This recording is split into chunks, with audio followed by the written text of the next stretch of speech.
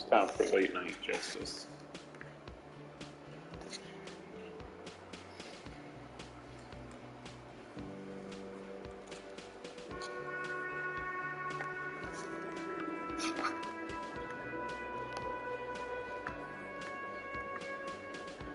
I've got nothing to say to you. Why are you wasting your time?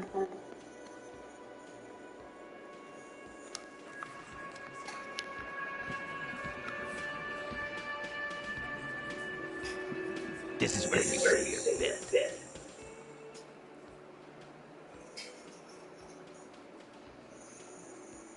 Detective.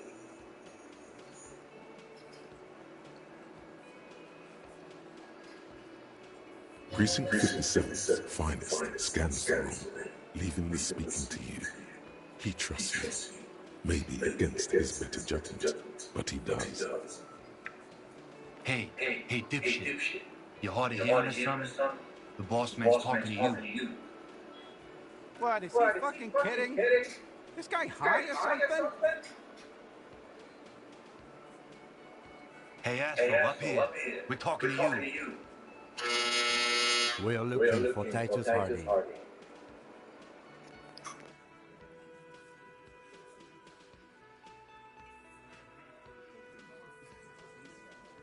Oh, this is about him. A real looker, that one. You sure took your time, huh?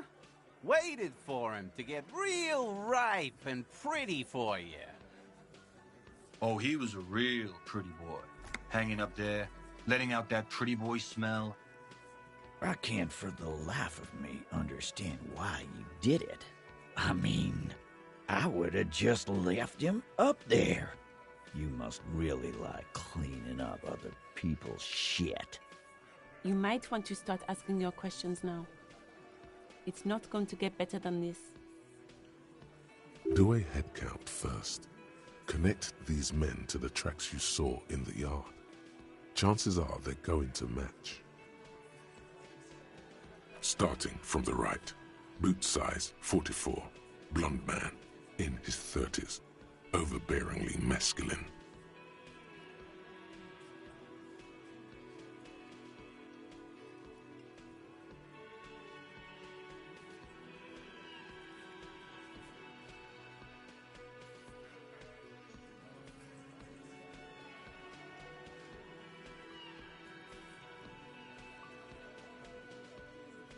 Sitting on his right, standard working boots, size 45 or 46, eldest in the room, probably mid-50s, smoker.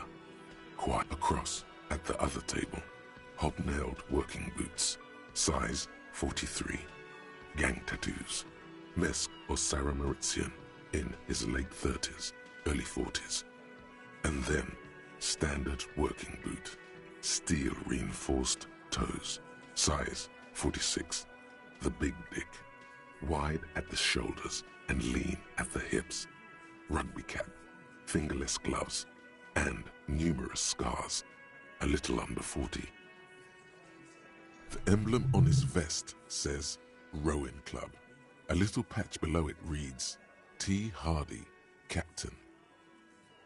In the far corner, standard working boot, steel reinforced toes, size 44, 40-something, non-alcoholic beverage in hand. You squint.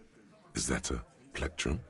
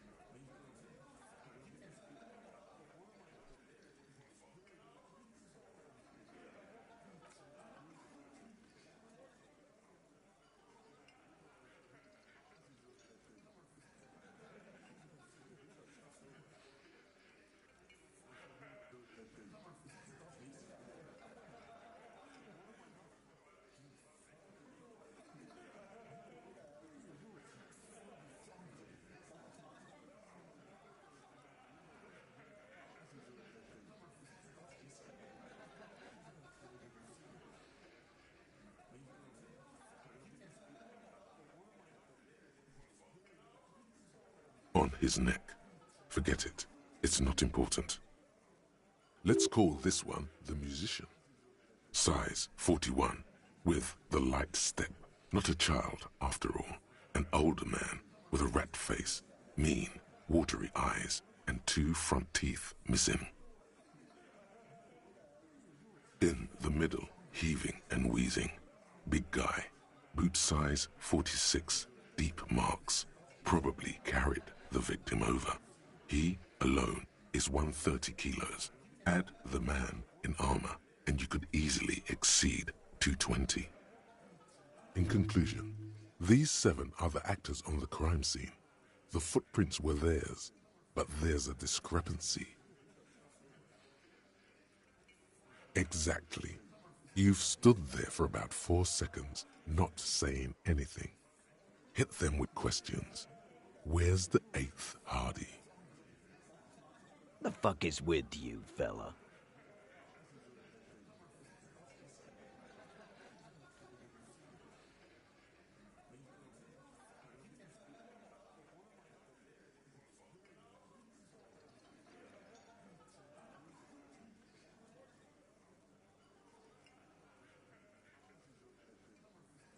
The pretty boy. You guys really love talking about that pretty boy. Funny. But my partner and I have a serious matter to discuss with you.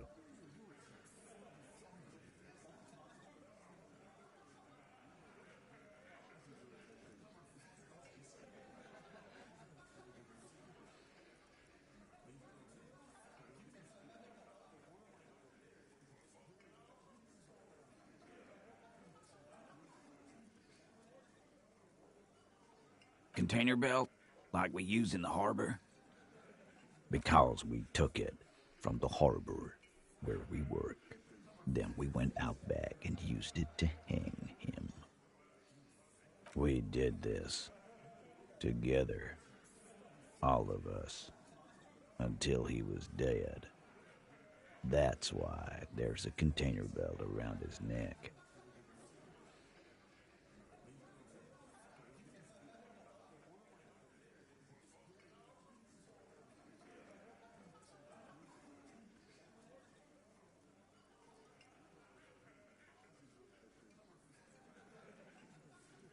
Goddamn right.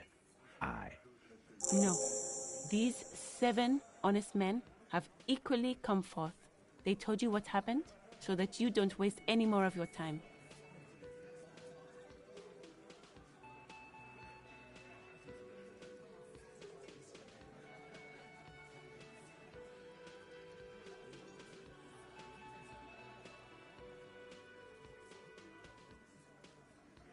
How many people have you sent to the Shays? Ever felt remorse for them?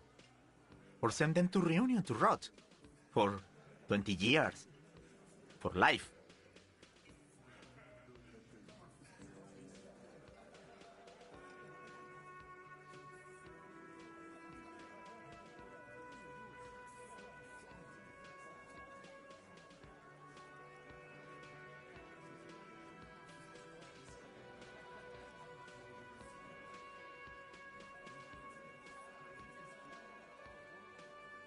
Doesn't remember them. He just forgets. Are you hearing this, Titus? Ain't no use keeping a stiff catalog in your head. That's for sure.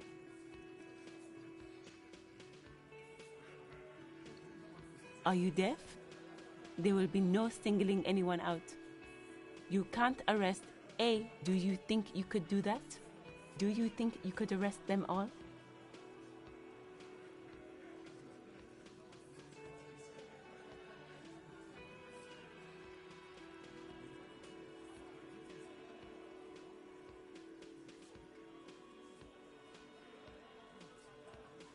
That's for the courts in Les Jardins to decide, not for the officer making an arrest, which we all know you won't be. What you can do right now is go back to your station and write a No. We'll stay here and discuss what happened that night.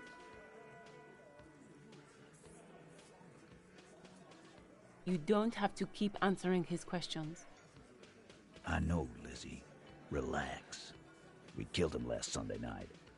Seemed like a good way to end the week. Known him? We don't associate with scum. Yeah! Who do you think we are?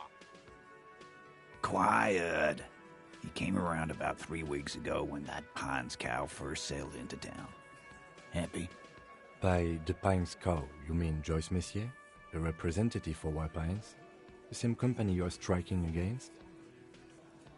No. I mean the Pines cow. The stupid-ass cow they sent in to fuck us over. But you know what? Why don't you ask her about the pretty boy? I'm sure she has interesting things to say when you ask her hard enough. That's enough insinuation for today, Titus. Officer, your interview is drawing to an end. Don't waste your last questions.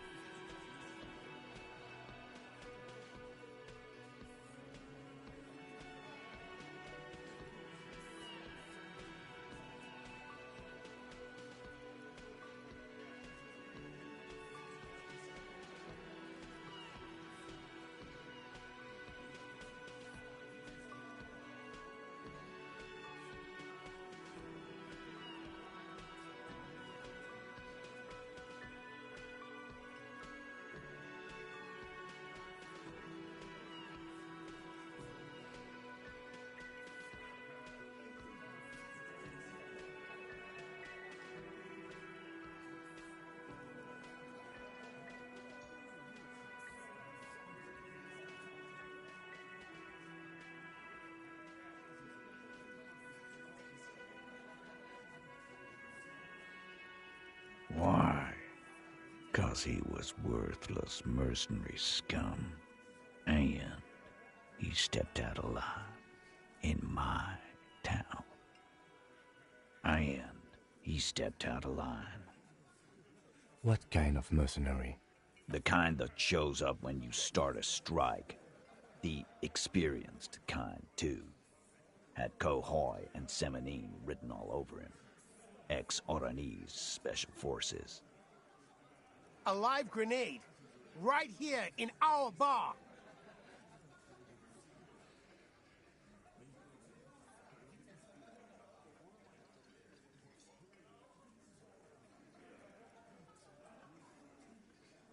This one has a special gripe with him coming here.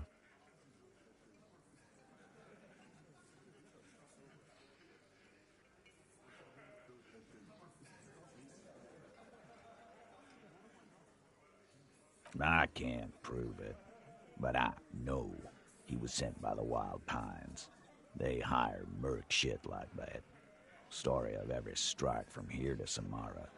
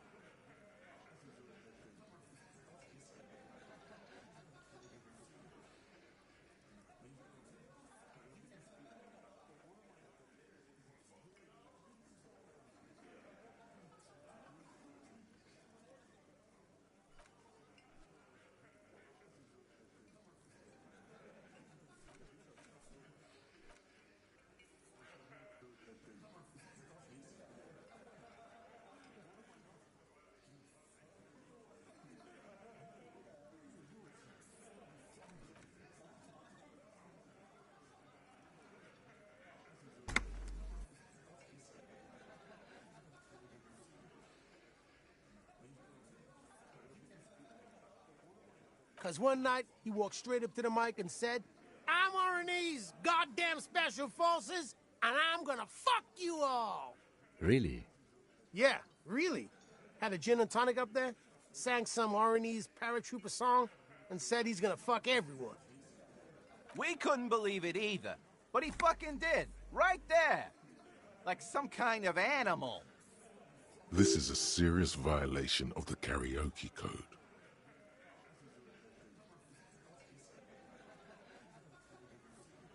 Wrong. He harassed women, raped one, harassed workers, threatened to kill some as a warning. There's a slight unease in him, suddenly. He regrets mentioning the rape. To kill us all, if we don't open the gates, if we don't let the scabs in, if we don't bend over. And that was before he started coming here. Yeah, he said it was his favorite joint now. Started coming here every night.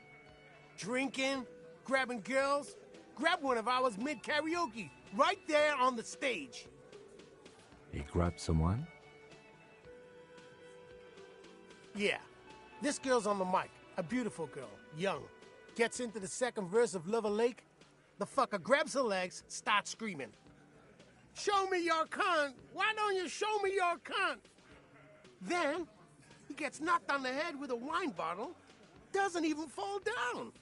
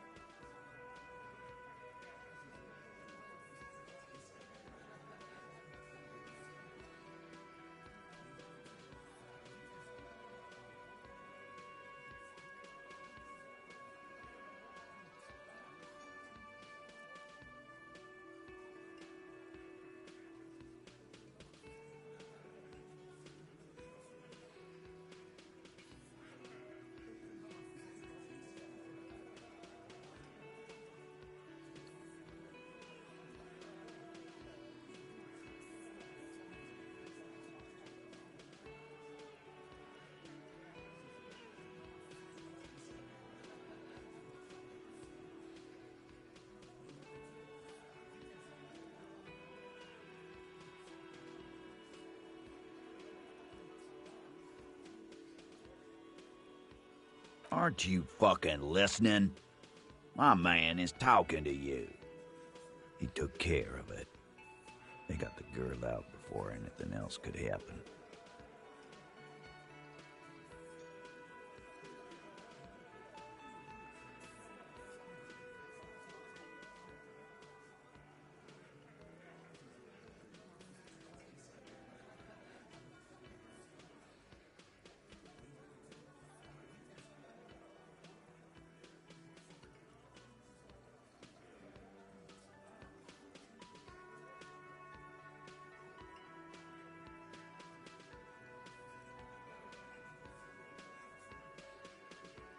Yeah, me and Eugene got her out. Aren't you fucking listening?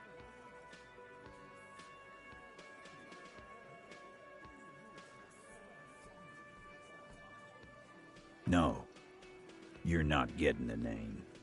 That's a Martinez matter, and I'm not discussing it with you clowns.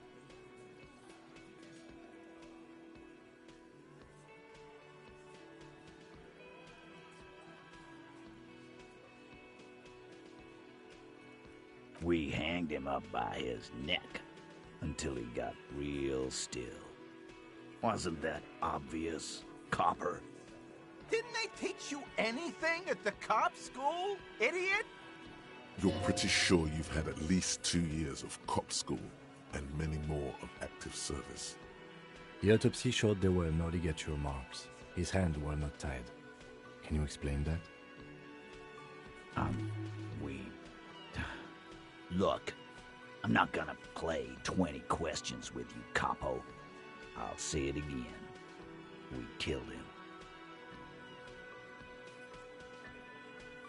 Yeah, I knocked him out.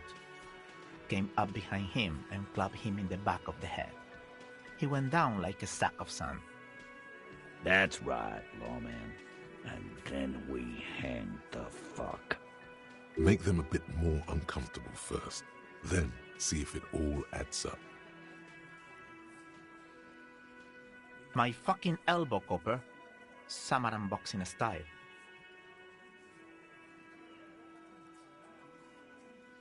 Right fucking here. Eugene already told you that the fuck had started coming to our bar. Yeah, man. Weren't you listening?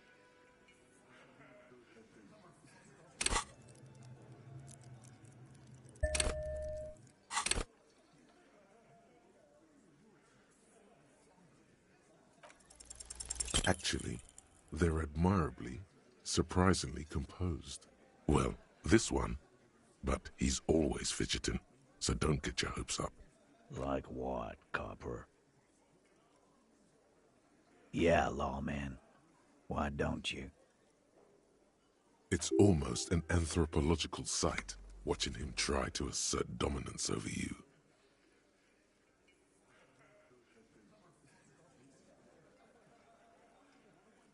Not in the arresting mood?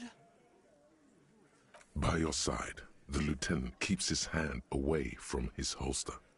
You hear the nylon of his coat hiss as he steps closer.